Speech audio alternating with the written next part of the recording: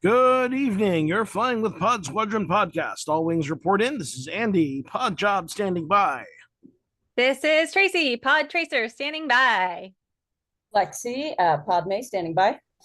All ships to attack formation. Mission objectives to talk about Star Wars in movies, streaming, animation, books, themed experiences, and your art and inspiration from the galaxy far, far away. Today's flight plan includes The Acolyte, only the first 2 episodes. And for all of you out there, all comm channels are open. Follow us on X, Facebook, and Instagram. Find us on YouTube, like and subscribe, and hit the bell icon so you know when we have new content. But first, I'll be your squad leader for today. I'm Andy Lowe, aka the Chinese pirate, director, storyteller, puppeteer, performer, and fight choreographer. On my wing, as always, is Tracy. Hi, I'm Tracy, aka Hot Nerd Girl, currently dying of heat and being a full-time aunt to kids that destroy things. I'm Lexi. I get to sound as a coordinator now. My hobby is designing cosplays I can't afford to make. And of course, we are all just one squad in the fleet. We're part of the Geekish Network. That's right here on YouTube, also on Facebook. Find us on all the other great shows here. As foils to attack position, we're going in. All right. So we're a little behind. But you know, and of course, there's been a lot of, I don't know, I guess a little bit of discussion about the Acolyte. I don't know, maybe you've heard something out there. You either love it or hate it, apparently. Yeah. I just don't know what to make of, you know, I don't want to get into that. I don't know. That's what we're here to do. Well, okay. Look, I watched the holiday special this Christmas, and that's really rough. Okay, like anybody who watches the holiday special knows that is rough. I don't know why I did it to myself with a hangover, but I did. And even though it's really rough, I can't imagine having the kind of reaction that a lot of fans are having to a Star Wars property that I felt was kind of roughly done. I just I can't fathom that. Like, I watched it and laughed and was like, that's Star Wars for you. It's so weird, you know what I mean? Well, okay. So we're starting off with just the first 2 episodes. And you know, I think overall the first 2 episodes, most people were kind of like, okay, even some of the naysayers. It wasn't really until episode 3 that I think people started to really lose their minds. So talking about episodes 1 and 2, overall reactions. What are your guys' thoughts? Who's going first? Tracy? That was very open-ended. Okay. You know, I don't hate it.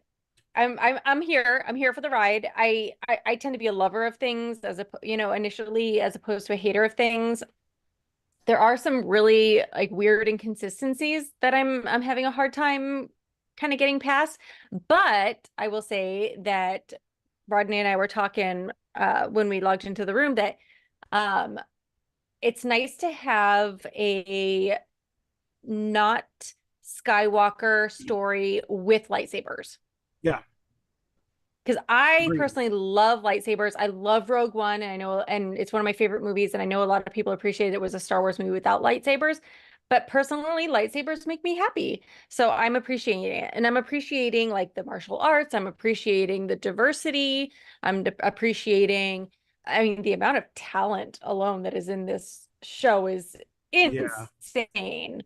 I think it's kind of a little bit of there's just some things that aren't quite lining up that uh, I don't know, like even within scenes that where they show something and the next scene it kind of contradicts itself, or so there's like something's not quite lining up for me, but I'm enjoying it at the same time. So I don't know. I'm kind of waiting to see. And that's it. That's my Sorry, initial thoughts. you're kind of waiting to see what? I'm kind of waiting to see how the season goes before I really start to formulate an opinion on it either way. Sure. Cool. I think that's healthy. Lexi, how about you? So a few things are leaving me with questions. I want to see if they're going to end up being sort of like what Tracy said. I want to see wait to come down on those things until the end of the season, because I don't know right now if they are part of the mystery, if they're twists, or if they're just some not quite as well thought out points of continuity errors. And overall, though, I don't like. I'm enjoying it. I don't think it's gonna. I don't think this is gonna be like my runaway favorite, but I'm really appreciating what's being done with getting us a better look at the High Republic, because we've had these the comics coming out, we've had the novels coming out, and this is the first live action we've seen that focuses on this time period. I'm it's sort of got this like history book come to life thing. I like that they are delving into again like the martial arts instead of just using force pushes or things being thrown with the force, that it's using it to do these acrobatic like leaps upstairs and somersaults. I think that makes a lot of sense, and I think it's really fun to see the force used that way. So I'm enjoying a lot of that, and Kind of Matrixy. I mean, you have Trinity there, yeah, you Jedi can't Trinity. not. Yeah, there's no way. Yeah, there's no way you could have Carrie Ann Moss and not use that. It would be pretty criminal if you ask me, not to have some full martial arts sequences with Carrie Ann Moss. I just hope she shows up again in flashbacks, more flashbacks, because Yeah. I'd love to see more of Well, her. she did. Oh, Yeah, but I mean, but I like, can't. Maybe not in you know, episode 1, 2. but I hope they continue to do that. Now that we let that little spoiler rip, I hope they continue to do that because I want to see more of her. She's great, and it's just fun seeing Trinity be a Jedi. So, yeah, Wait, just confirming, we're talking about episodes 1 and 2, right? Mhm. Yeah, just 1 and 2 this week. Okay. I gotta say, so I am caught up, but I am having a hard time separating out episodes because, and kind of to what you were talking about, Tracy, there's a lot of stylistic choices that feel very intentional to me. There's a lot of misdirect happening, and I think because she's approaching Leslie Headland, when I say she is approaching this like a mystery that needs to be kind of unfurled. Um, there's a lot of things happening. You can feel when she is very conscious of what point of view she is filming from, right? I mean, Yeah. even down to the opening shots. It's like we have the Trinity fight, right, with Carrie Ann Moss, and then it jumps from one sister to the other sister, Osha, and they even do kind of a wacky tracking shot as she wakes up out of her bed, right? Which there's a number of things, even like as she is escaping the spaceship wreck, and just like there's a lot of attention to who is speaking, who is seeing things at this moment, or even like some of the moments where they are very careful about close-ups in capturing some of the shifty eye darts that Soul is doing when he's explaining backstory. Um, um, and to me, I'm just Well, like, this is all intentional, very intentional. well, her original pitch for the show was Kill Bill meets Frozen, right? And I Oh, have to wonder because I discovered that Kathleen Kennedy has an identical twin sister and they are Gemini. And I have to wonder, is Kathleen Kennedy the Sith or the Jedi after all of these pitch meetings? well, so this is another thing too. I remember reading another interview with Leslie Headland, where she mentioned Rashomon as being another inspiration for the show too, right? And of course, if you're familiar with Rashomon, it's a classic film by Akira Kurosawa, where there is a murder, and you hear the story from the perspective of the thief, a samurai, and the victim, and of course everyone has a completely different take on the truth, right? And that's kind of where I think I'm going with this, is like, okay, there's a lot more to everything that we're seeing. Well, yeah, and I think that it's the Jedi aren't all good, the Sith aren't all bad, right? Like she lets the little kid live, because of the bartender in that first scene where she's fighting Indara, aka Trinity, um, where and we're also finding like the cracks within the Jedi system, and this is at the Jedi's peak, right? Like this is the High Republic where the Jedi are at their most powerful. And I mean, the Sith have been pretty much wiped out, and there's only two. At any given time, there's only two Sith, and they're living in hiding. And I know there's been a lot of speculation of who this unknown master is that May is kind of taking her direction from. We do hear May in is it Quamir? The guy from The Good Place. Yeah, Manny Manny Jacinto. come here. Yeah. We hear them both refer to and recite part of the Sith, but it's kind of like the Sith mantra, right? Like there is no peace. Um, there is I actually wrote it down. Hold on. There is no peace. Oh, peace is a lie. There's only passion. Through passion I gain strength. Through strength I gain power. Through power I gain victory. Through victory my chains are broken. The Force shall free me.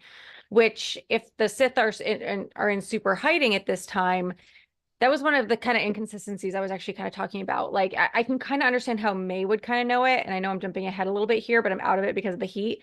But like her like sidekick friend who also kind of works for this guy, like the fact that he knows it when they're supposedly living in such secret, like that seemed kind of wishy-washy to me. And I just went off on a whole tangent. I don't even know. Continue as you were. Lexi, do you want to try and chime in? Are you? Yeah, unfortunately, I think we've lost your audio. Okay. Oh So, no. so Lexi's gonna come back. Yeah, so okay, Manny Jacinto's character, Chimere, is really interesting to me. They've been very careful not to really say what he is. He seems to be very much kind of leaning on what he does well, which is the whole Asian himbo effect, right?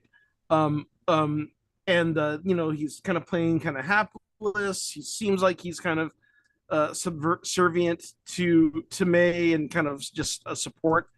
But they've Oh, he's done some totally little spying on her and some. yeah. Sorry, I'm getting ahead.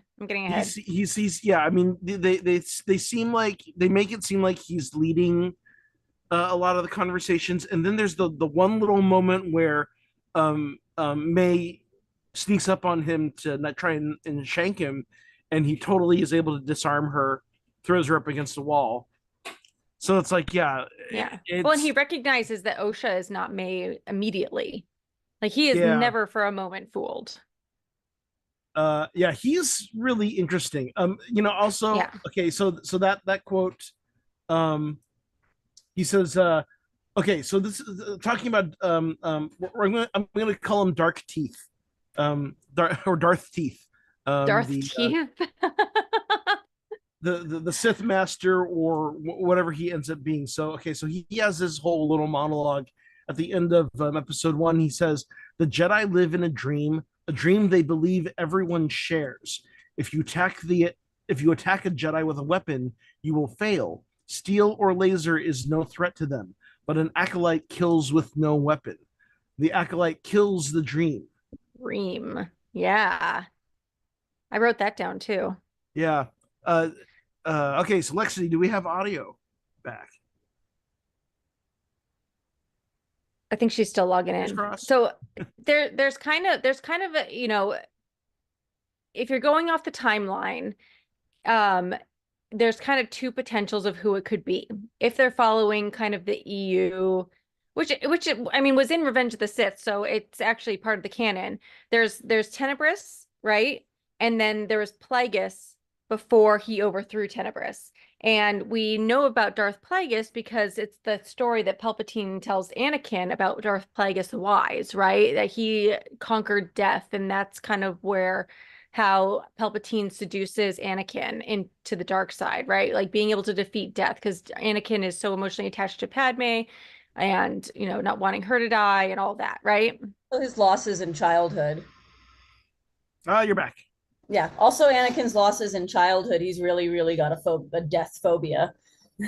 Right. And that's part of the thing with these twins, right? Is that we have Osha, who was 8 years old when she joined the Jedi. She quit 6 years prior to the point where our story starts. She went in immediately with the trauma of having been through this fire, losing her sister, losing her mother's, losing her entire community and everything she's ever known. Anakin has been taken away from his mother, and eventually she passes away, and he's mourning for her. So there's this kind of running theme of if you're not taken by the Jedi by the time you're 2 or 3 years old, and you have any kind of past trauma, something's going to go awry, right? Yeah. Andy's at work. And Do you have any thoughts on that? well, I missed the first half of that for context, so all I really had to because when I came back, it didn't put me on computer audio for a second, and so all I could see was your mouth moving, and I was like, "Oh no, let's reset that." So I reset it. Sorry about that, guys. Uh-oh, I think Lexi I heard Lexi, you're freezing. Anakin. I was like, I Sorry think about that, guys. yeah, you're all good. I think it's Am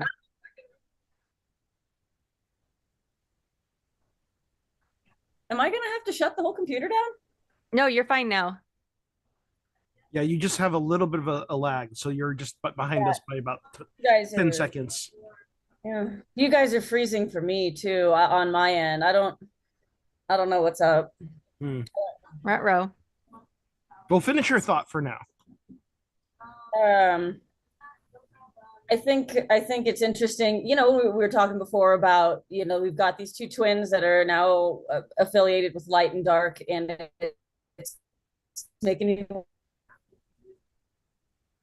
wonder if potentially we have another Force dyad.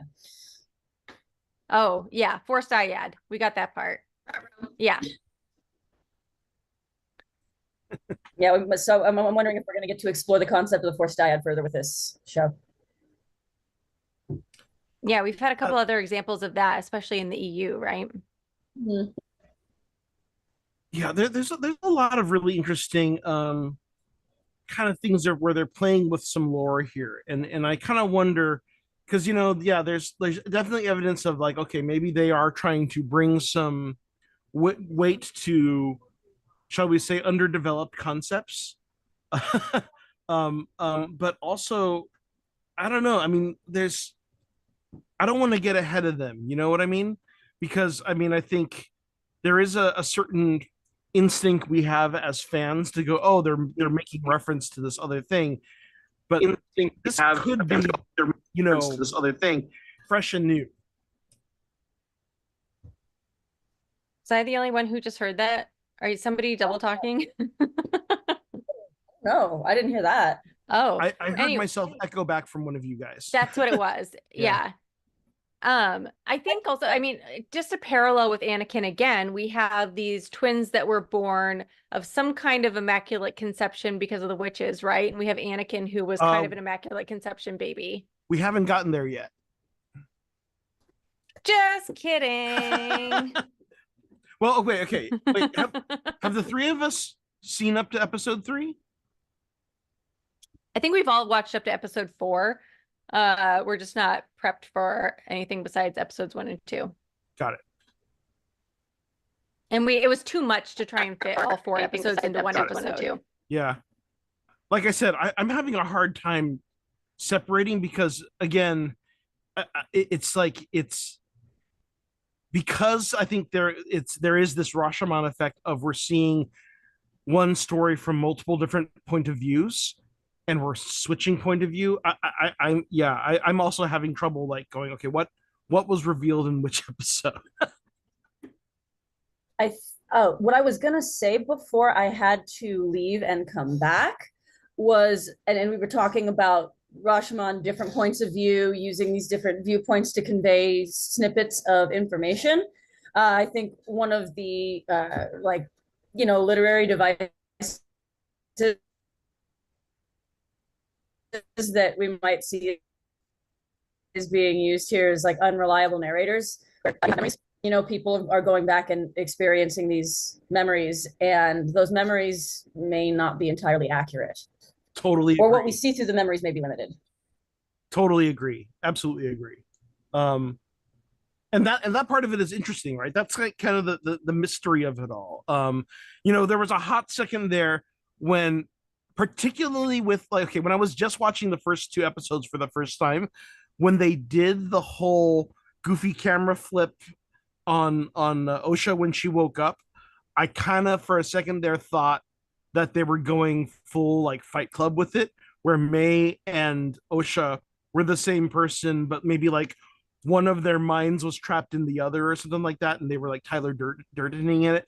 I don't think that's what's happening anymore, but I was kind of on that kick for like the first week or so. You guys, somehow I made my search, my chat button on YouTube all emojis, and I can't figure out how to close it. Technology is not our friend this week. Well, people are commenting. Somebody called Darth Teeth Kylo Grin. I've heard Smilo Ren too. Smilo Ren. Smilo Ren. If I can somehow make these emojis. Oh, here we go. Apparently I'm being glitchy, and that's one of my endearing traits. So yay. Chuck wants to know if it feels like a movie because he's only watched the first episode.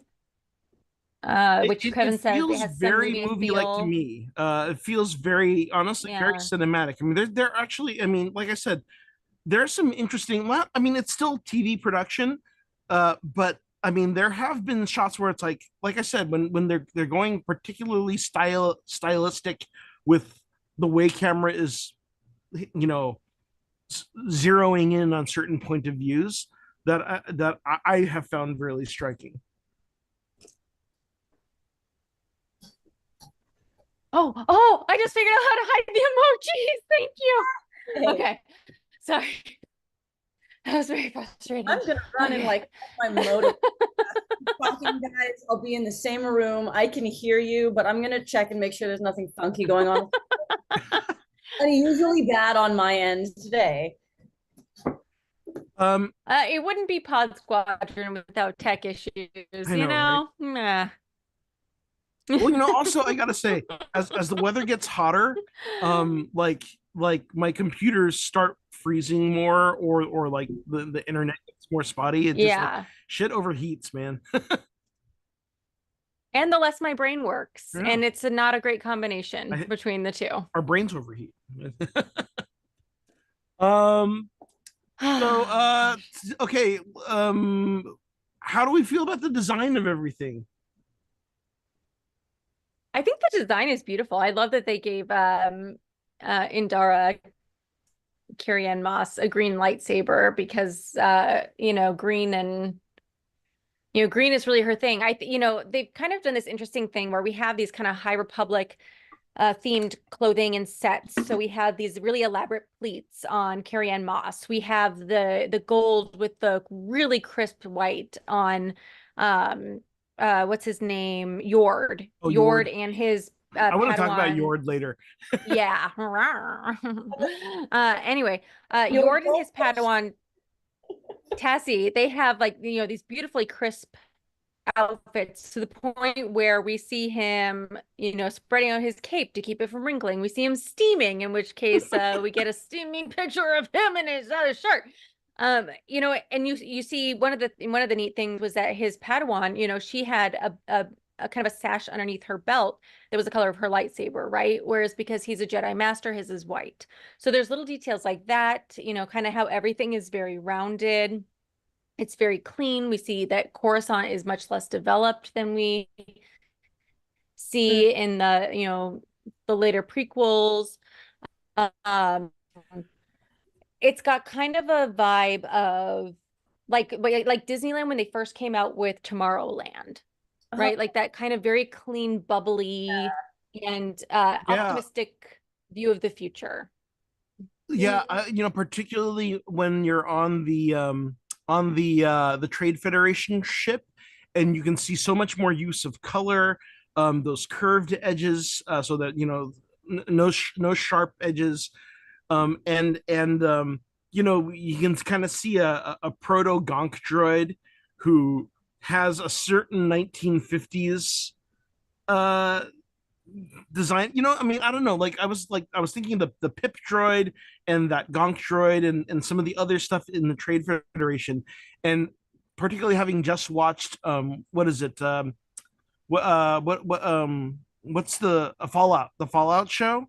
Yeah. That kind of retro 50s kind like of the big boy infused thing. Yeah. It also design, the kind of smoothness, cleanness, and like the little bit like the more signs of opulence and detail that are visible kind of really bring to mind like that quote from Obi-Wan where he's talking about the lightsaber being an elegant weapon from a more civilized age. Well, yeah. Speaking of weapons, she's supposed to kill them without weapons, but knives are weapons.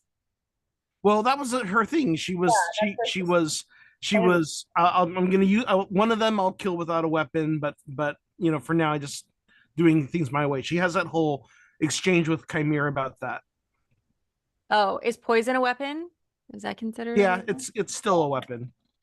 Which that homeboy, that's the littlest brother from Game of Thrones. The youngest Baratheon who goes out the window. That's him. Right. That kind of blew my mind. I mean, it looked like a 17-year-old dressed as like a 40-year-old, so I was kind of creeped out by it just in general. And now I understand why. Anyway. As you were. Let's kind of zoom in on some of these characters actually. Well, okay, let's just start off with both May and Osho. What are some of your thoughts about the two of them and their relationship? Actually, I'll start this off with, they have their little poem, their little sister bond poem. You're with me, I'm with you, always one but born as two. As above sits the stars and below lies the sea. I give you you and you give me me. That's some shining twin shit right there. Well, and I gotta say, this also was kind of what led me down the path of thinking they were Tyler Durdening it, right? That idea of I give you you and you give you me. So it's like, is that inferring like one personality is in charge of the other at some point, or May's definitely dominant. that that poem that they have is part of the reason that I think it's a Force dyad, Hmm. because Sure. the Force being inextricably linked, uh, and the Force being essentially the same energy, just whether it's the dark, the light, um, and you have these two, but the Force is the Force. You Well, know, and so here's the interesting thing, right? Like they make a big deal of like we see May use the Force. She can pull the daggers, she can do the jumps and the stuff like that, and she's can maintain speed with Force Trinity. But but we get the one little shot of Osha when she's on the prison barge, and she thinks for a second she's like gonna reach reach out for something using the Force, and it doesn't work, and then the ship just turns over on its side and it slides over to her. But it's ultimately implying, okay, so she's completely lost her connection with the Force, yeah, um, which is interesting. more trauma. Like honestly, Trauma block. all this is convincing me of is that the Jedi fucked up not having dedicated therapists. There you go. Why don't they have Jedi therapy? Stay calm and carry on. Um, let's see here. Other things with Osha. I We might really have a like. spoiler in the comments, by the way. Somebody, I don't know if it's somebody's theory or they're saying that somebody leaked the garbage secret, but that everybody knew it, but I didn't think of it. Do you want to know what it is, or do you want to not be spoiled if it turns out Um, to be true? wait, is it something that is supposed to be coming up in episode 5, or is it something that? I don't I don't know. I don't know. Okay, it's I we'll don't we'll put it in theory zone. So what's the Okay. theory? So I'm really sorry if I butcher your name and or your handle, but it's Amilcar C. It says Kamir is the Sith. Someone leaked the garbage secret, like no one already knew that, which I didn't think that. But that would kind of be interesting if he was the faceless Sith and he was kind of hiding in plain sight, right? I mean that's been my kind of internal theory as well. I've heard that theory, Oh, and really? I wouldn't be surprised. I mean, if they took it in another direction, I wouldn't be surprised. But also, it would make sense uh, because of things that happen in episode 4 and just the timing of things. In episode 4, which without spoiling anything for people, yeah. But anybody who's seen episode 4, the timing of events, I wouldn't be surprised if it's Kamir. That wouldn't. Yeah, I mean, and even okay, just talking about like some of his monologuing, right? Like you mentioned, like he seems to be quoting the Sith credo, and even just like or okay, he says Jedi justify their galactic dominance in the name of peace, and peace is a lie. Um, and then going back to Dark Teeth's thing, right? He said is his whole thing um about the Jedi live in a dream they believe everyone shares, right? Uh, he's monologuing like crazy. Um, it's you can kind of see him kind of driving the conversations with May. He's the one who basically leads her on the path to Kalnaka, and so it's like he there's more going on with him, and I could imagine, you know.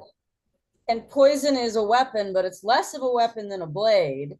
Mm. So is he edging her in the right direction? Is he saying, yeah, but I don't know, it'd be a fun twist if he was doing some hardcore undercover boss. Well, and and here's the thing, right? Even to that effect, right? Like all of the scenes with Master Venestra have been really interesting, right? Venestra is like more concerned with what the optics of Jedi being killed by someone who was not trained by the Jedi uh, uh, they're she's like not wanting to report it to the broader um Jedi Council. uh it's they've already kind of planted the seeds of, at this point the Jedi are starting to have to play the politics in Coruscant. And of course, as we know, that is really the beginning of the end of the Jedi, is that they have to play the politics.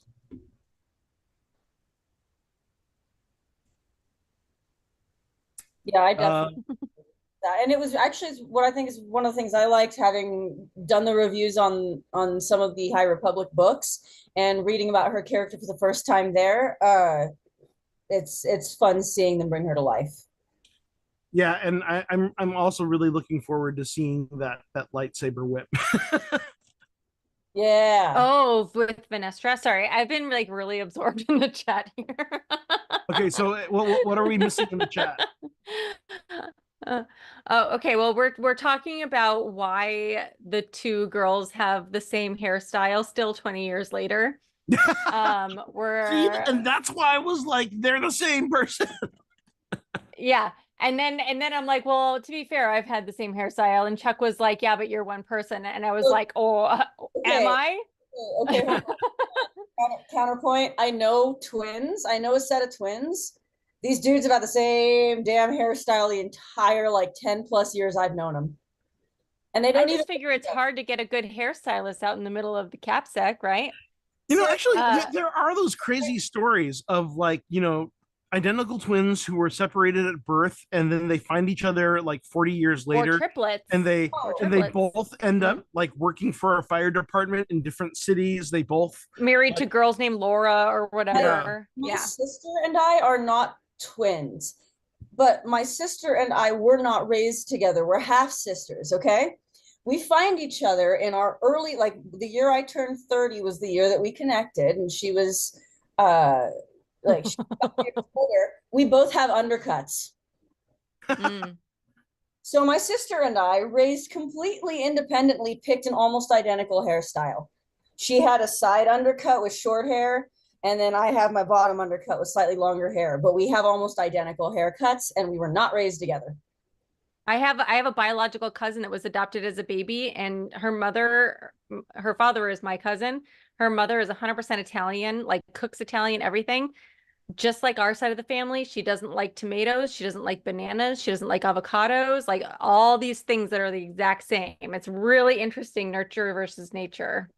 Yeah, my sister and I are two peas in a pod, and we're never raised together, and are only half sisters. So I totally buy that in a galaxy with limited access to hair care, especially when you have especially when you got textured hair, you find a protective style that works, you're gonna stick with it. Maybe that's the only protective style they were ever taught. It's just how I do my hair. I mean, that said, we see them both getting their hair done together as kids. So, oh shit, no, that's later. Well, yeah, okay. So well, Maze is longer. That one detail. That's what I mean. This is horrible. Somebody in our chat is like crying. They're like, "This just ruined it all for me." I don't even. I totally. That's the thing that bothered me the least. I was like, yeah, siblings raised apart can be totally similar and make similar stylistic choices. I buy that. How do you guys like Soul? I love him. He's doing so much. Like you can go ahead. Okay. No, this is another one of the inconsistencies were kind of glaring to me, was that like some of the stuff was obviously like they switched the camera away from the person and there was voiceover. There was a time when Yor did it, and there was a few times when Soul did it. And it made me think that they changed the story a little bit and swapped it out. Like I don't know if Osha was supposed to originally be an acolyte, and then they switched it to like the Sith person saying acolyte. I don't know, but there was a couple times where the sound obviously changed. I mean, talking right at that point, and it just kind of, I don't know. I mean, we do know that the actor did not speak English regularly until this show. Which, Like he's been literally learning English for this show. by the way, it's like True, but I'm specifically talking about but I'm specifically talking to references about OSHA. I'm not Sure. talking about like his English, because I think he does very well. He's learned, he learned things phonetically until he learned the language, and I applaud him for learning English because it's the most fucked up language. Yeah, but I mean, also I love what the actor's doing. I love the character that they've written for him, how he's bringing it to life, his dedication to learning the language. Um, and just like the interesting way he's carrying this guilt, right? We don't know what it's about yet, but there's like the way he's kind of handling the weight of whatever happened in the past. I think, kind of in line with what we were talking about, Vernestra being more concerned with the politics than the process. I can't help but feel like, she and Yord and Jackie, they're all basically at a certain point, even Jackie, who is, like a Padawan, are going, Saul, aren't you being a little too emotional? Aren't you being a little too attached? And especially for somebody who's teaching younglings. Yeah. But here's the thing. I actually think he's got a way healthier view than the rest of them, because as he tells Jackie, he goes, we have to, like, memories are lessons. I'm not quoting it verbatim, but he's basically like, if we don't learn from our memories, we repeat them. We repeat our mistakes. And so I can't help but feel like if the Jedi Order took its cue from him more than from masters like Vernestra, then we might not have had the whole fall of the Jedi. And maybe that's a big take, but I think that I think that the way that he's grappling with his guilt, his whatever grief he has, and misgivings around the way he handled the situation is much more well adjusted than the average Jedi, even though it's not typical Jedi. Like, what if Anakin had somebody like that to coach him through his emotions? Well, I mean, I think Torben freaking just checked out. He did the Barash vow and was like, peace. Yeah, which that force shield around himself while he was meditating, I thought was one of the really cool ways that we got to see the force used, that we haven't seen it used in any of the other movies or properties, where it's usually you use the force to act upon an object or a person. You move a rock, you bend a thing, you push a button, you do a mind trick, which we're seeing a lot more mind tricks in this one. Kind of cool. But his literal force field. Yeah. From what I understand, the Barash vow was actually something from Legends. As we know, Leslie Headland was a big fan of Legends, and she managed to recanonize this little tidbit from a comic somewhere. Thank you, Star Wars Explained, for digging that one up. Yeah. Well, people might complain, but about certain things. But honestly, I think they should maybe be a little, even if it's not their cup of tea, a little more grateful that someone who likes the Legends is pulling so many little bits of it into canon. Like she's taking what works, I think. I don't know if it's even, I don't know if it's in an episode we're discussing, but one of the characters that's introduced at a certain point in the first 4 episodes is a species that I think was only ever referenced in Legends, and she brings up a whole new alien species, the Tynan. So yeah, from Legends. All right. I mean, going back to Soul though, I want to react to something that you had said a little earlier, but there is a certain kind of Qui-Gon of him, it's like it's another variation on that little exchange between Obi-Wan and Qui-Gon of the what is the thing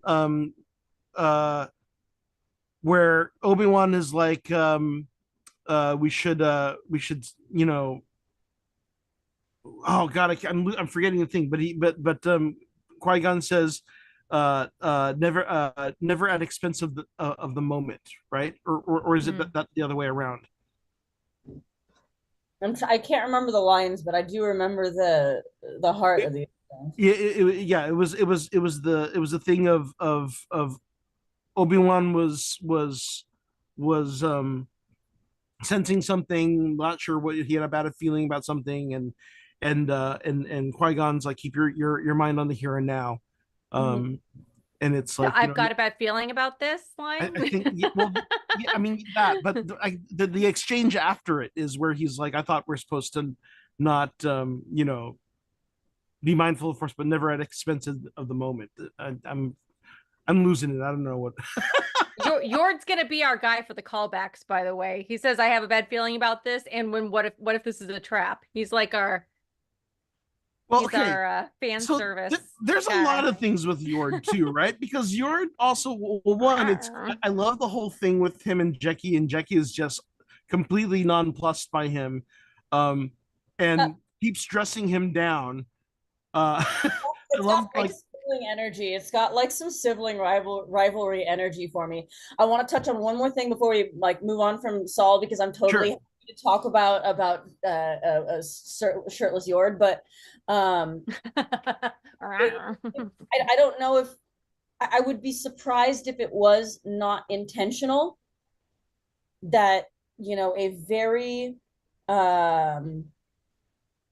that Saul is kind of, even though he's not got your 100% traditional Jedi of the time take on things, that he is probably the purest light Jedi, light Force user in the show. His name is Son in Spanish, Sol, or even Latin root, right? Yeah, it's a Latin root for sun, and it's like that's a good point. Yeah, somebody's gonna be the moon, right? There's too many yin yangs in this. Yeah, he's the soul. Well, I mean, not just that, but I remember. Oh shit! No, that's later too. Fuck. Did you just spit? I spilled my drink. That's so funny. Spilled my drink. I'm laughing because I'm usually the one who's having trouble with keeping the episodes separate. Like, oh, that's usually my problem, and I'm not the one who's doing that this time. I'm sorry. I just had a little shot. Because there are so many thematic things happening, right? And they all feed into each other. I mean, it's like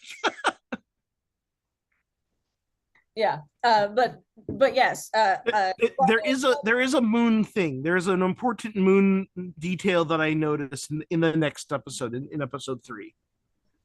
Dun dun dun. Yeah, I can't wait to talk about that. Also, I'm low-key happy that you guys did not get to do this the week it came out, because I was off the grid and out of town and was like, I can't review Acolyte. So yeah. You're welcome for not feeling well. I hate that it's not feeling well, but I'm glad I got to talk about it with you guys. Rodney mentioned he is it just me, or are May and or Osha and Jecki flirting a lot? Yeah, I totally think they're flirting. Yeah. I mean, in the upcoming episodes, I think it even gets more. It does. They're like, it's gonna be XXX23. What? I mean, like, she was raised by lesbian Force witches, so it's not something she would have any compunctions. Like, she wouldn't have any hangups about that. Yeah, I like the Yord and Jecki almost sibling rivalry feel to it. It almost feels like a little bit of a sibling. And same with Yord and Osha. Yeah. Well, so the interesting thing about Yord is, like, I kind of feel like Yord is almost purposefully like the Jedi you expect, right? He's the one who's like, that's what Kevin said. I will jump into action. Yeah. I will do the thing, and always with the lightsaber. Like, or we could just have her talk to him, right? So Kevin says Yord is the Boy Scout that grew up to be a cop for most of the wrong reasons and doesn't care about anything except for the exact enforcement of the law, which I don't read it that bad. I do agree with the Boy Scout part, but I don't think that he joined for the wrong reasons. I don't agree with the wrong reasons part. I think the idea of it though is still, I mean, ultimately he's what the Jedi will become eventually when they are so dogmatic, right? Yeah. Or ultimately become full of themselves Mhm. as they become glory hounds, right? You see them full of themselves thing, but then you also see a little of like the problematic Anakin, well, I'll just bust my saber out kind of attitude too. I'm just obsessive compulsive, so I read the more obsessive compulsive side of him than I do that part of him. Like that's the part of him that I identify with, is the him steaming his cloak, blowing his cloak out in the back. Like I'm reading that as him being very appearance conscious, right?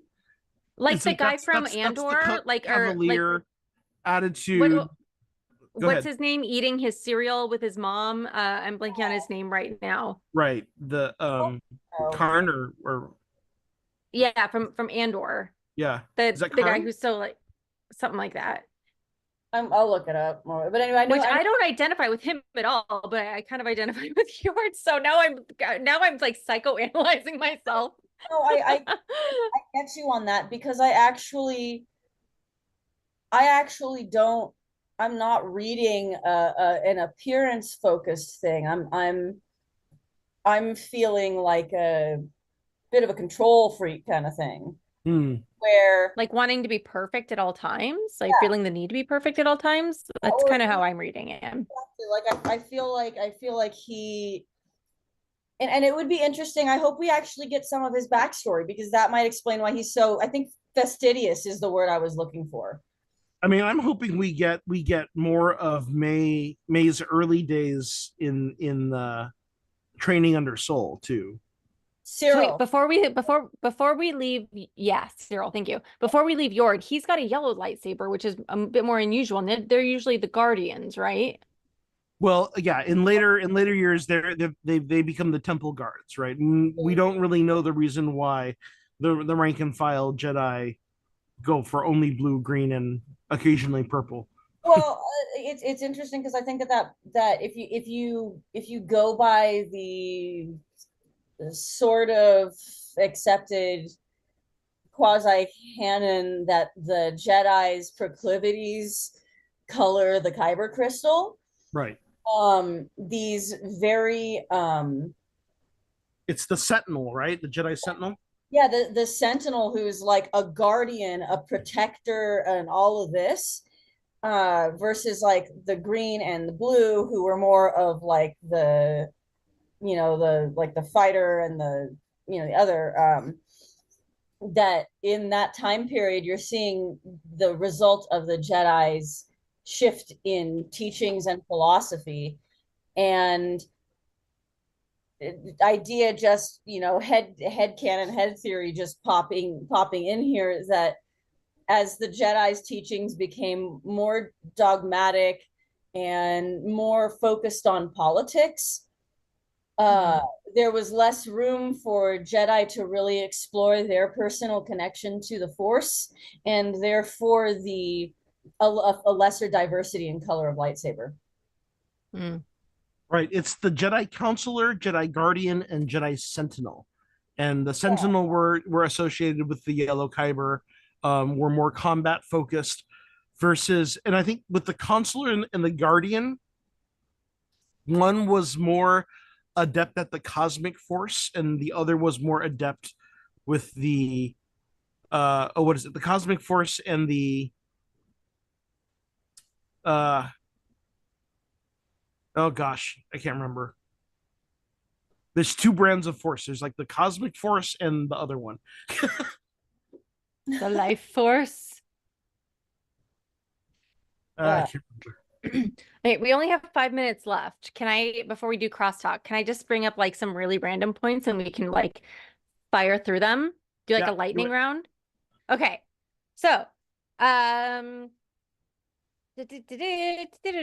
okay. So, in the very first scene, May finds Indara, aka Carrie Ann Moss, aka Trinity, in a noodle bar. Has to be a ode to the Matrix, right?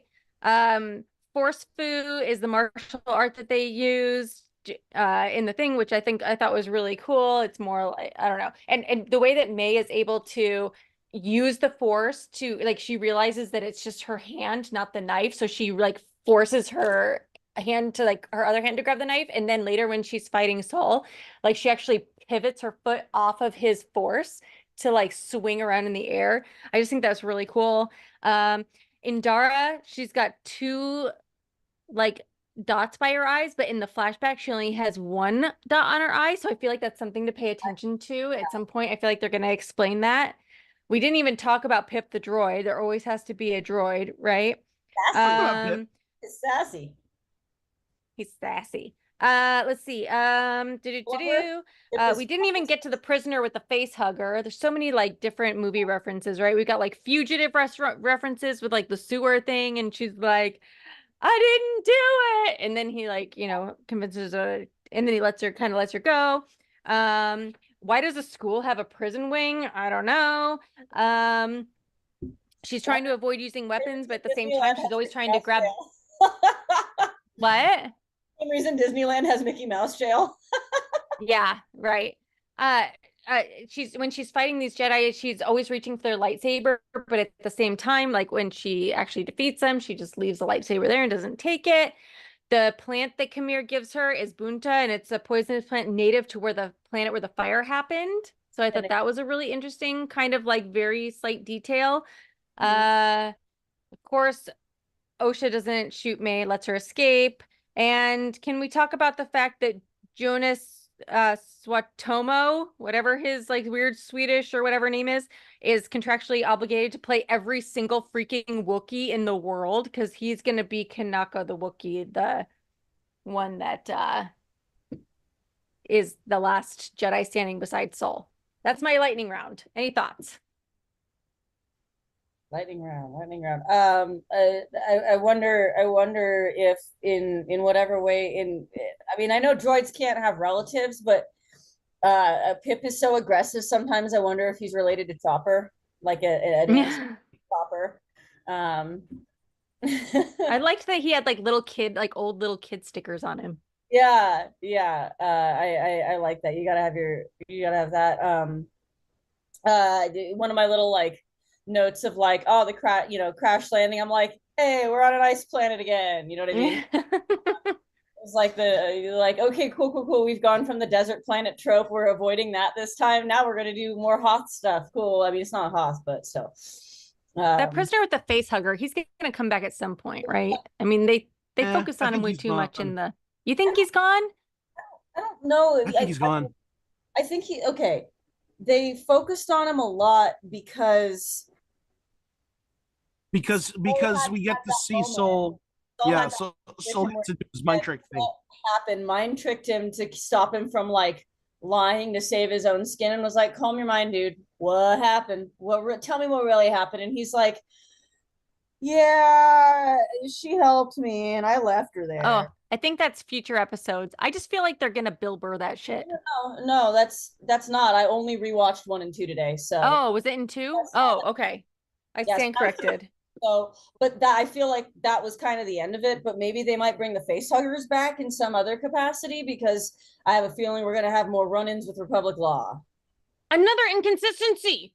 The ships that Yord and Tazzy went in, they only hold 2 people, and yet that somehow they had the bartender with them, and then they left with Osha. Where happened to the bartender? Did he just stay with the whatever, like, weird racist alien one? Yeah, they tied him to the hood, you know. See, things like that. Those were like the things where I was like, what happened to the bartender? He's got a kid. Who's watching the freaking kid? Anyway, I digress. Okay.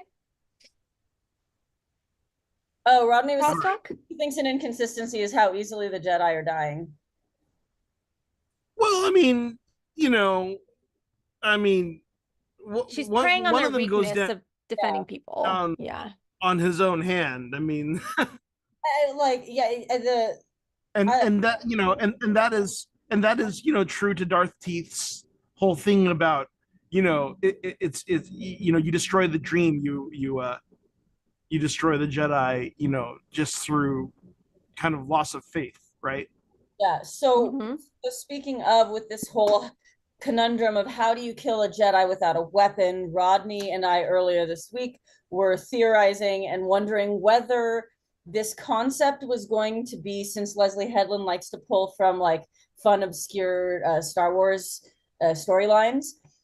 We were kind of wondering whether it was going to be a plot line from one of the comics, one of the Darth Vader comics, or whether, or no, maybe it was Andy. I was gonna say, sorry, thanks, Ronnie. Yeah, was that you, Andy, who said that? Where you were saying it might be a Darth Vader comic move of for that? How do you kill a Jedi without a weapon?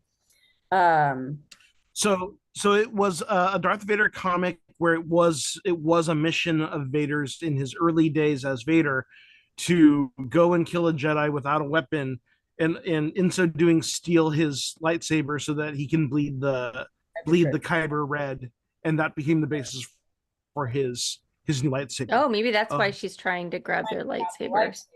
Yeah, and that was the thing that I was kind of taking that as, is like, if she is able to finish her trial, so to speak, and kill a Jedi without a weapon, thus taking their lightsaber, then that is, her next step, right?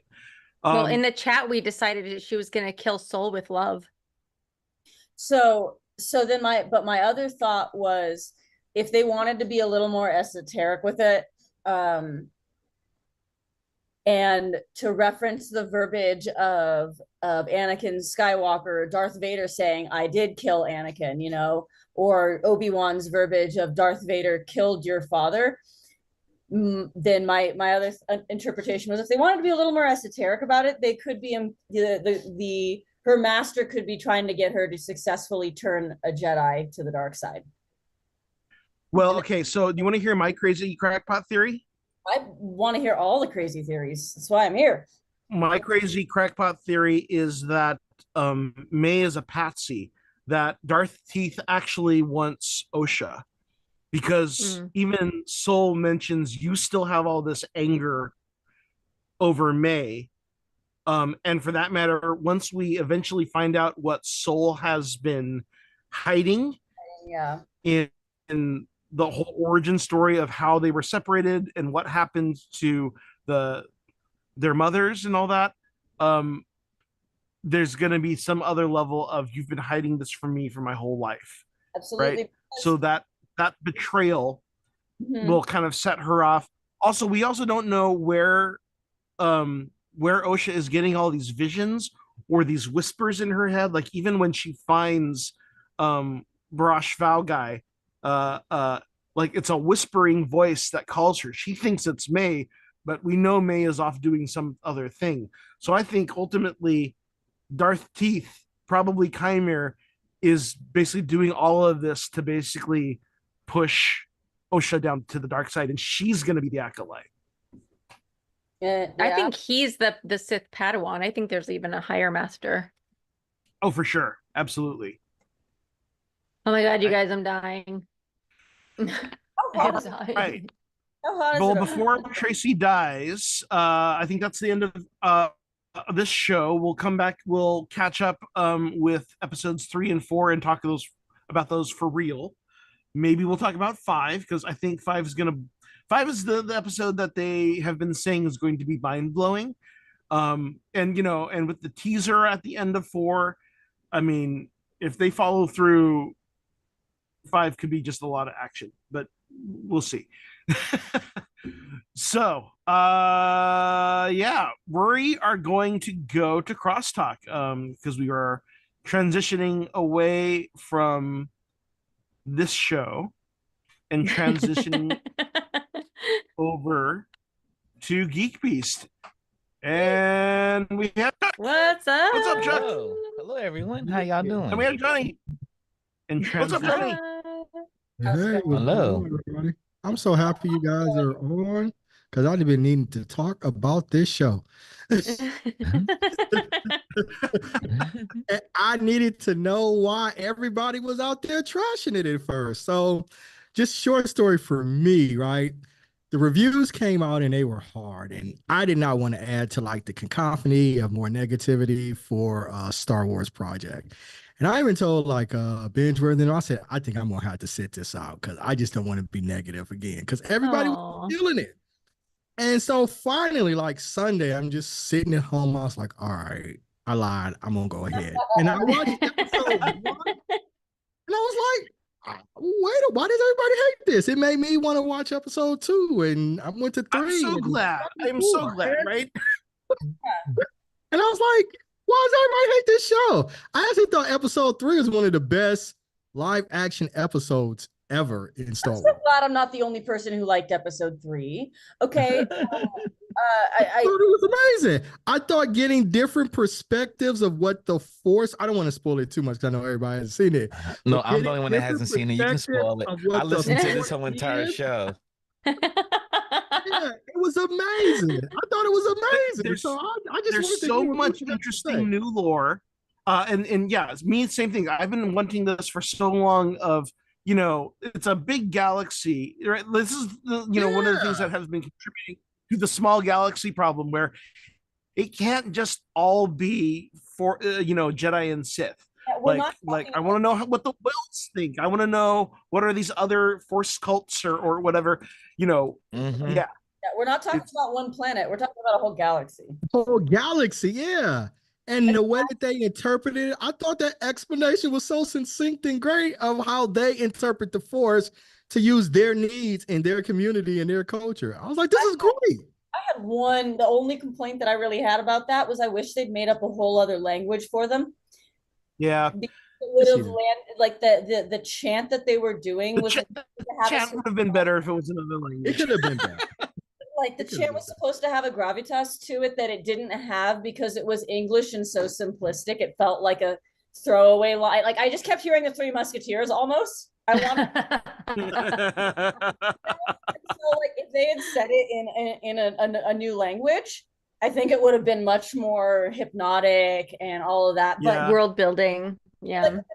you know what I mean? But like, yeah, it would have been more effective world building for them to have a whole other language. Like, the the witches of Dathomir. I think there's times when they are chanting and you're like, I don't know what they're saying, but it sounds terrifying. So I wanted an element of that because visually, aesthetically, like the way they did it, it deserved that, I felt. I can see that, but I mean, it And wasn't that, yeah, perfect. honestly, No, but good that's show. they could have just translated it later. They could have just translated it later and just have someone say, well, this is what this means. But that And didn't- it would don't get me wrong, Right. that didn't ruin it for me in the slightest. That like it was because I liked the concept of this coven so much that I went, man, they deserve their whole language, Yeah. They deserve I also like that there was just enough in their lore and their perspective that tied them to the Dathomiri witches too, right? Also referring to it as a thread as opposed to a force, right? Yeah. Mhm. And Andy, I like what you were going in with like the Sith lore too. The Sith don't necessarily use lightsabers like that. They have to earn it. And so with them trying to achieve missions without necessarily a lightsaber, I like that direction that they're going through. I feel like it's consistent with a lot of the lore. I'm really enjoying this show. I don't know why everybody hated it. The internet hated it the way they did. Well, Don't and, listen to the it's like, internet. I think yeah, I mean, it's clearly been kind of review bombed, right? I mean, it's the critic score is like 80 something, whereas the Yeah, audience yeah. score is like 13. it's review bombed when several other properties with similar titles also got review bombs that had everything to do with Star Wars and nothing to do with the actual, you know what I mean? Like when they're when like other movies and films with a similar title suddenly have their scores drop at the same time as the Acolyte, you're like, oh, these are people review bombing and not getting the right thing that they're review bombing. Yeah. I mean, It's, like, it's people who are trying so hard to not be the opposite of woke. Right. And I think that's the only thing it is. I'm like, this is great. I mean, it's got its flaws, but considering some of the live action properties we've gotten from Star Wars, this is, I thought it was quality. I did. Oh, there's a total of 8 episodes. Okay. Yeah, there's 8 episods. Okay, so 6 is not the I penultimate. still can't believe Daisy Ridley's coming back after all the abuse that she got. If it has anything to do with any kind of female or non-white cis male, it's like, That's all this is. Gum. They're like, we got black people and we've got Asian people, and like, how dare they? Give them 10 years and they'll hate the new thing and love this. That's what they Yep. did. They hated Ahsoka when she was introduced, and now everybody loves Ahsoka. Like, That's true. They did hate her when she was introduced. All the fanboys were big mad that Anakin had a sassy little girl Padawan. That was stronger than him. Yeah, that was Let's stronger talk than about that. She was stronger than him. And now everybody's like, "Oh, Ahsoka's the GOAT." You know what I mean? I'm like, and a lot of the people who are hating on this and praising the prequels hated the prequels when it came out. So I see you Star guys, Wars fans, I'm starting to see we are the worst. I'm in a freaking song. I have to Nobody say hates Star we. Wars more than Star Wars fans. Right. That's I have true. to say we, but oh God. I'm one of those people, mind you. I swing because I love all their animated and their comic books. I love all of those. So someone found a letter to fans of an old Star Wars zine from like 1981, and it was literally like a whole page letter saying, "Sorry, everyone, we're just shutting down on the zine because there's no point in going further because, Empire Strikes Back sucks, and clearly they have no idea where they're going with this." Empire Strikes Back sucks. Yeah, Jeez. people hated Empire Strikes Back. They did. And now it's the only thing that anybody likes. Yes. I don't understand how people don't love Clone Wars. Clone Wars is amazing. I saw like a meme that made a really good point that, well, maybe I just think it's a really good point because it's something that I've personally kind of thought, is that a lot of people, their first Star Wars they saw when they were pretty young, and they watched it through this lens of like, boom, mind blown. This is this is new. They're seeing it from a fresh perspective. They have childlike wonder. And then they go through life and they kill their own joy and they become jaded. And then they watch a new Star Wars property and they expect the Star Wars to magically rekindle their youthful joy, and they don't realize, they're jaded fucks now. You know what I mean? and then they're mad at Star Wars for not bringing back their childhood sense of wonder. It's like, no, you have to do that. You have to approach Star Wars with a childlike sense of wonder, or you will be perpetually disappointed. Like, on that note, I have to pee. Okay. Like, really, actually, So, for real this time. What are you guys talking about today on Geek Beast? There is the Nintendo wrap on the Nintendo Direct they had. We're gonna talk about Jim Henson's studio. Did y'all hear about Jim Henson's studio? Not, but I'd It's like up to. for sale. What? Yeah. Wait, really? See? Yes. And he's Yes. like, let me go to the checking account. Yes. If all four together, can we buy it, guys? Right. Yeah, so we're gonna talk about that. We're gonna talk about they're selling a studio lot for Jim Henson. How And much you want to believe that Sony Disney's going to buy it? and Sony's buying the Alamo Draft House. I'm shocked I did that hear Sony about hasn't that, bought yeah. Jim Henson's Really? studio lot. Yeah. So they bought Interesting. Well, Alamo and Draft House. and there's speculation, right? Of this is the first time in years that a studio is owning a chain, not like a Chain. single location, but a chain, right? Mm-hmm. And We it's don't the have any question of those is out here in that California, how- do we? We do. We have one downtown LA. No, we do. Well, Yeah. Yeah, Yeah. there's I don't go there's to a few in downtown LA. Yeah, yeah. They don't have But one. They yeah, don't have I one mean, near it's a you. question of, is If they that how you should, it make doesn't make sense for them going not to have in? one.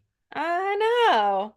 It I just actually remember that makes they're the sense to ones who have did they're the ones who did the women only screenings of Wonder Mhm. Woman and made all the big manly men mad. Yeah, yeah. But it makes sense for them to have something closer to you because your town, it has a very strong bar culture.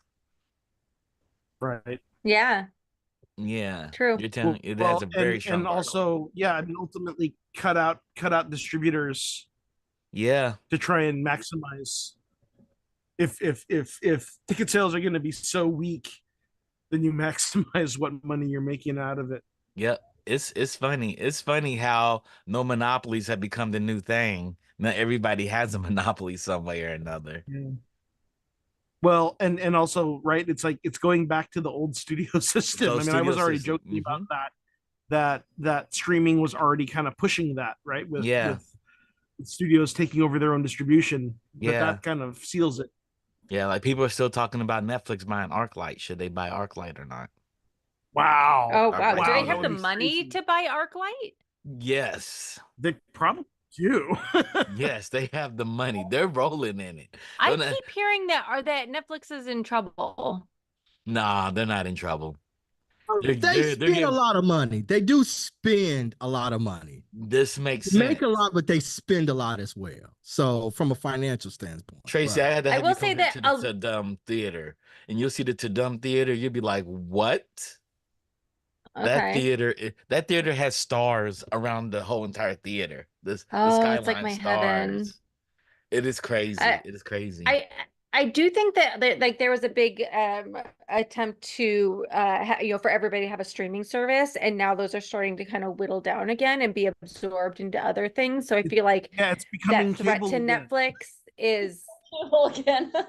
hmm yeah. Yeah, it's gonna cape again because Hulu and Disney Plus are probably going. They're probably going to survive, but they're going to be the smallest. Yeah, because I keep And I mean, also they're negotiating a bundle with Max now. with Max, yeah, So it will be a bundle for ESPN, Disney, Hulu, and Max. Right. Oh yes. wow. yeah, I've Where's They're where's trying to Paramount find Plus it gonna now. go? Because isn't Paramount Plus hurting? Yes, they are Yeah. hurting. Paramount's Yeah, up it's for already sale. Yeah, real. no one will buy them.